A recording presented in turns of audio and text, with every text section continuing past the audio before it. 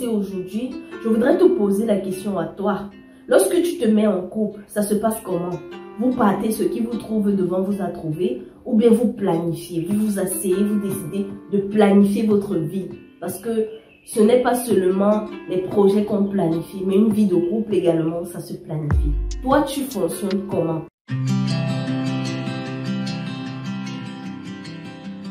Salut à toi, j'espère que tu te portes bien. Moi, ça va super bien. Bon, du moins de mieux en mieux.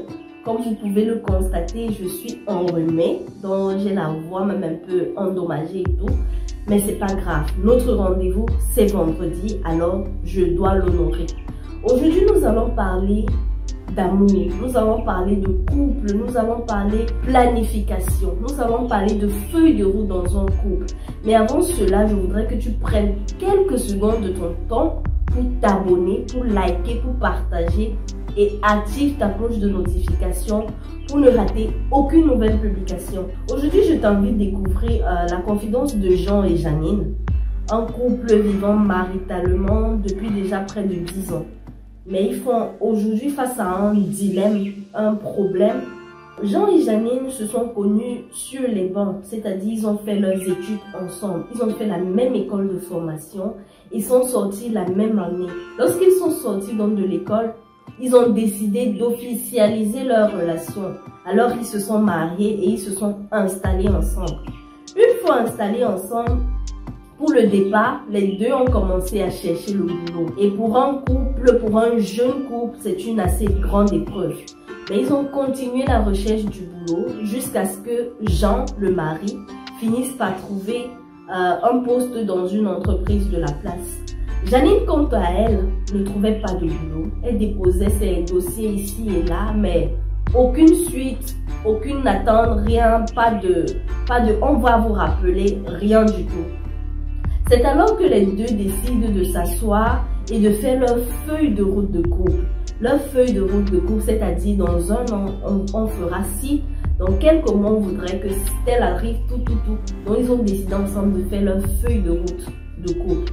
Et dans cette feuille de route, il était question pour Janine de rester à la maison, le temps de faire leurs enfants, de les éduquer.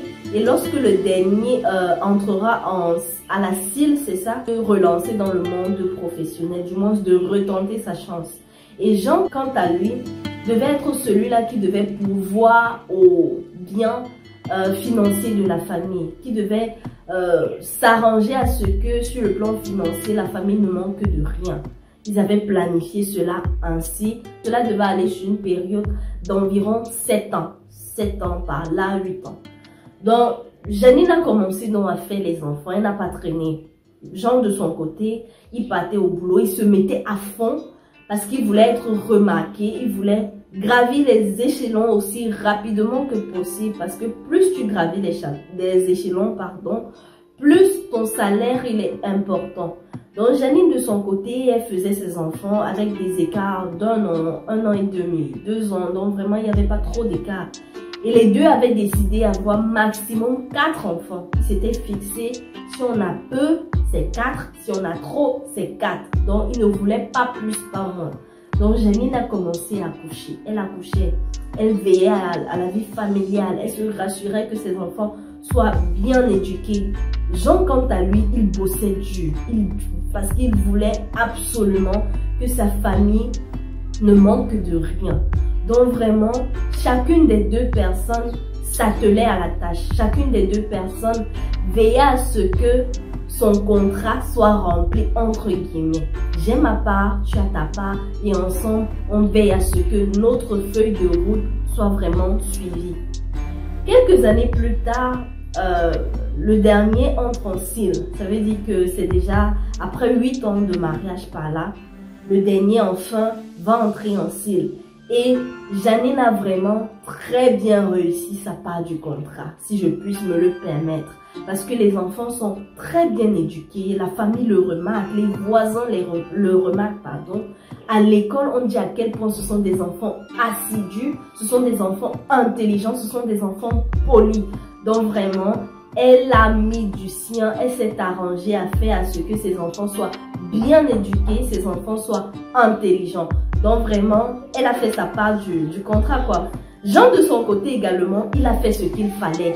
Il bossait dur. Au boulot, on le remarque. Au boulot, on l'apprécie. Du coup, il a vite gravi les échelons. Et au jour d'aujourd'hui, c'est un très grand directeur. Lorsqu'elle va donc inscrire l'enfant à la CIL, elle se décide de constituer également ses dossiers.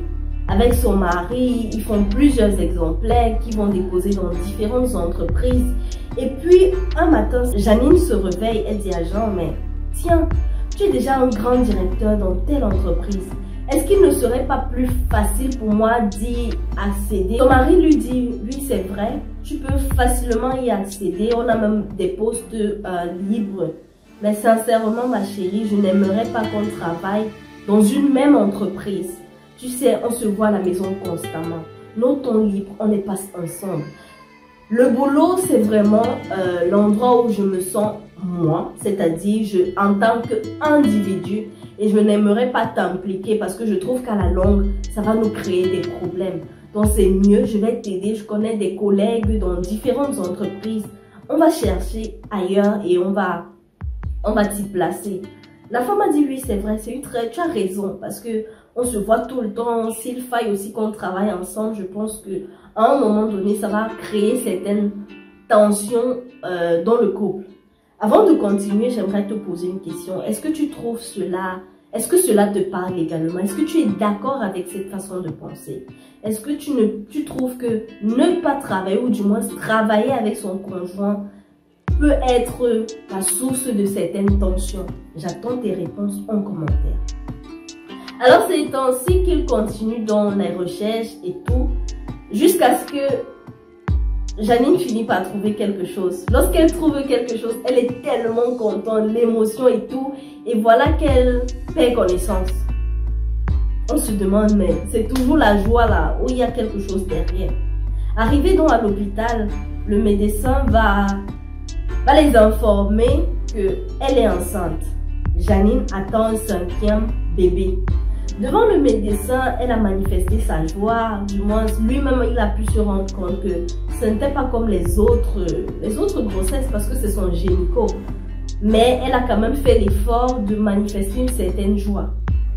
De retour donc à la maison avec son mari, lui, il était très content.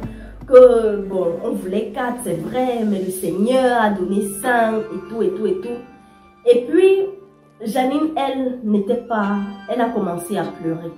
Son mari lui a demandé, mais pourquoi tu pleures? Elle dit, cet enfant, je n'en veux pas. Nous avons décidé ensemble d'en avoir 4.